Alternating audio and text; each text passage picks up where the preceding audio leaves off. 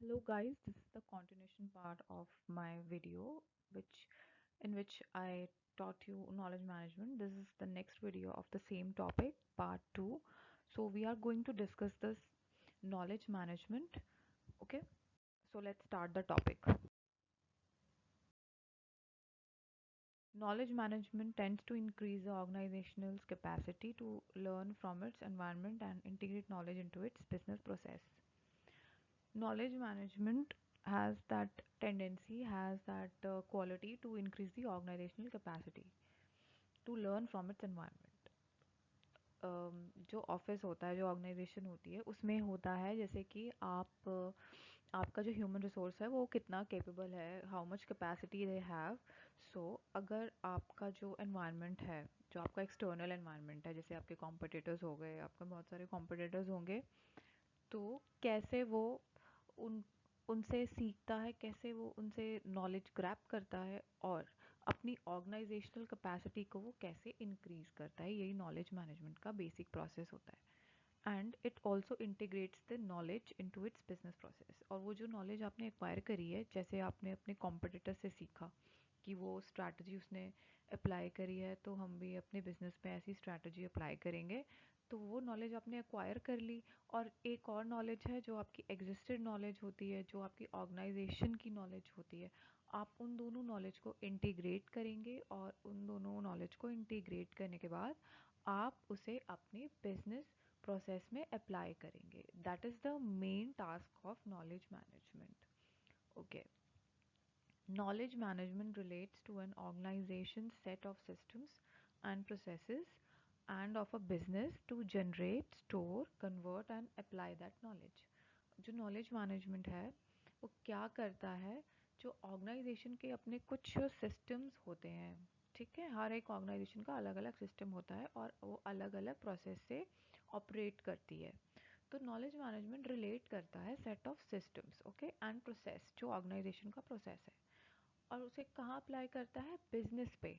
Business पे apply करने के बाद जो नॉलेज आपकी स्टोर, जो आपकी जनरेट होती है, आप उसे स्टोर करते हो, ठीक है. जो नॉलेज है, जैसे कि आपको बहुत सारी इन्फॉर्मेशन मिली है किसी भी सोर्स से, वो आपका सोर्स इंटरनल सोर्स भी हो सकता है और आपका आउटसाइड सोर्स भी हो सकता है, ठीक है. तो वो नॉलेज आपको मिल गई. अब उस नॉलेज को आप क्या करेंगे, आपने वो इन्फॉर्मेशन निकाली और वो इन्फॉर्मेशन से आप नॉलेज बनाते हैं. आपको पता है ये बात कि आपकी pieces of information leads to your knowledge generation. Okay, so here knowledge management generate the knowledge, yes, that information that you have collected from outside and inside of your sources, and then you are going to store it. Okay, आप store करेंगे उस knowledge को, फिर आप उसे convert करेंगे, ठीक है, आप उसे एक फाइनल नॉलेज में कन्वर्ट करेंगे. फाइनल आपका जो आउटपुट आएगा नॉलेज का, और आप उस नॉलेज को अप्लाई करेंगे. And you will apply that knowledge, that new knowledge you have gained from pieces of information. Okay, that pieces of information could be your external sources, that is your competitors, your stakeholders, shareholders, and your internal sources like your employee, your a different department. You are getting information from different department like marketing department, human resource department, operations department, etc. Okay, and when you get these pieces of information, you will generate a new knowledge. Okay, and you are going to store that knowledge, and where you are going to store that knowledge, into knowledge repositories. उसके बाद आप उसे convert करेंगे और उसी knowledge को आप apply करेंगे अपने बिजनेस प्रोसेस के लिए, ठीक है. Next slide.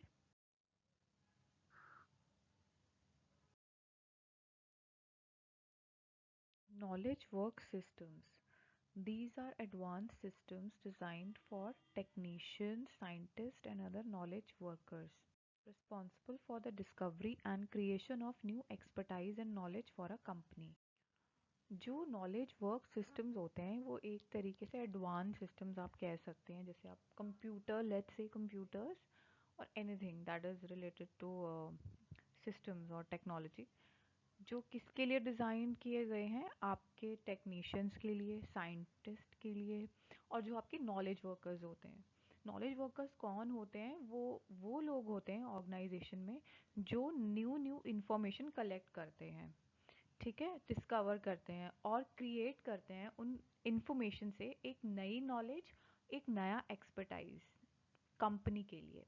इसलिए नॉलेज वर्क सिस्टम्स जो हैं वो बनाए गए हैं।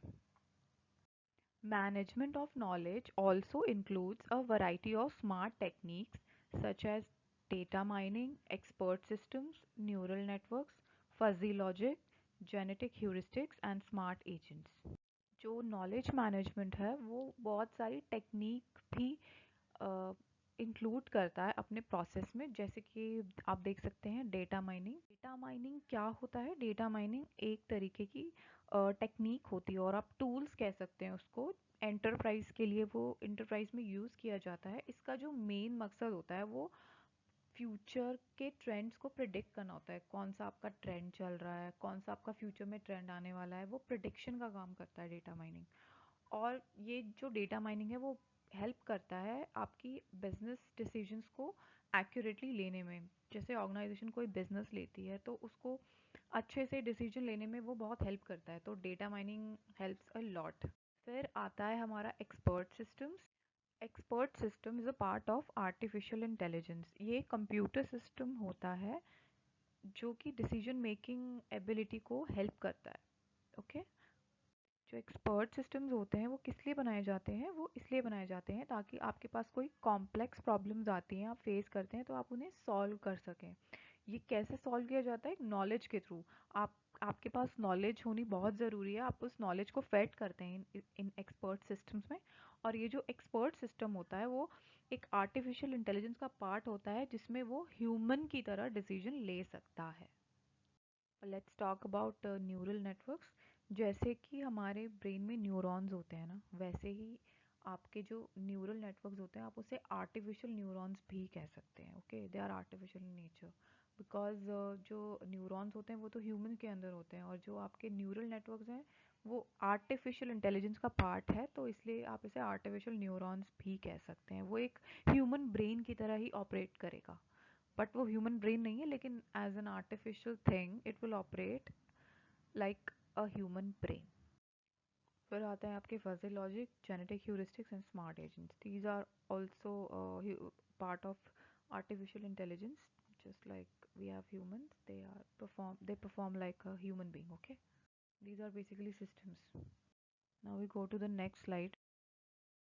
Now we see hierarchy of knowledge. We have three types of systems which form hierarchy of knowledge. First is your information, that is the very first stage of knowledge hierarchy. Second is your knowledge, and third and last is your wisdom. This is the important diagram of hierarchy of knowledge. So let's see in the detail. Now, information. Because the information plays a major role in knowledge management process, so information must be organized. Okay, information जो है हम उसे organize करते हैं। बहुत important होता है information को organize करना, क्योंकि organize करने के बाद ही आपकी जो information है वो आपके डाटा पे मीनिंग डालती है, उससे कुछ लगता है कि हाँ इसका मतलब ये है।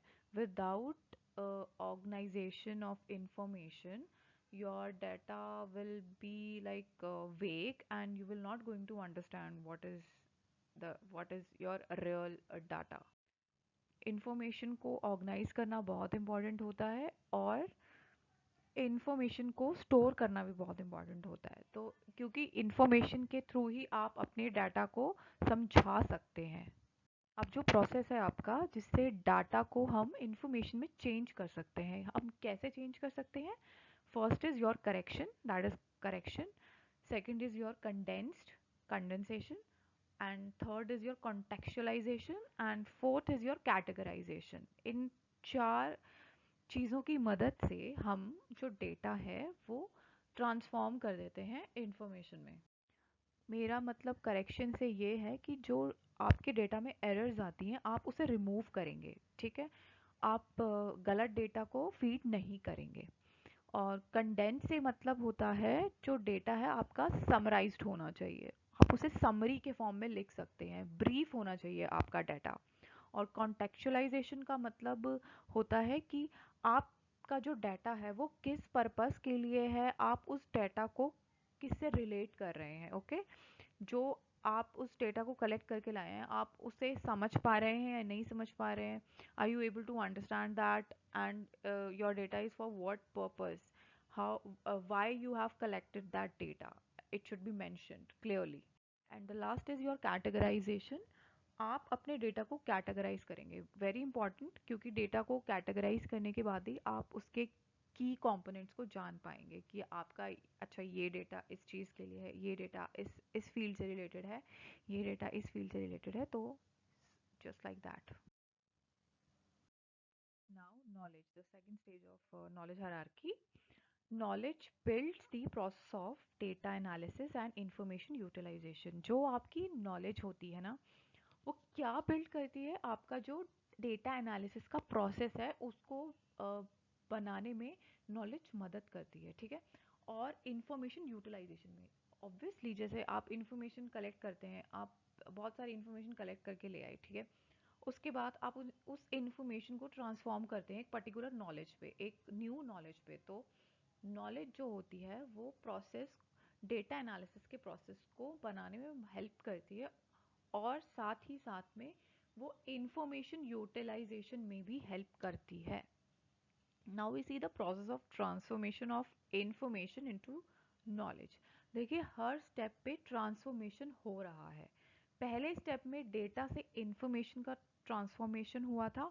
अभी जो सेकंड स्टेप है आपका, इसमें आपने जो इंफॉर्मेशन बनाई है पिछले वाले स्टेज में, वो इंफॉर्मेशन आपकी कन्वर्ट हो रही है नॉलेज में। ओके, और इसमें जो है ये हमारे जो 4 पॉइंट्स हैं आप देख सकते हैं, जैसे connections, conversations, comparison and consequences. ये जो स्टेप्स होते हैं, यही स्टेप्स आपकी मदद करते हैं इंफॉर्मेशन को नॉलेज में कन्वर्ट करने के लिए।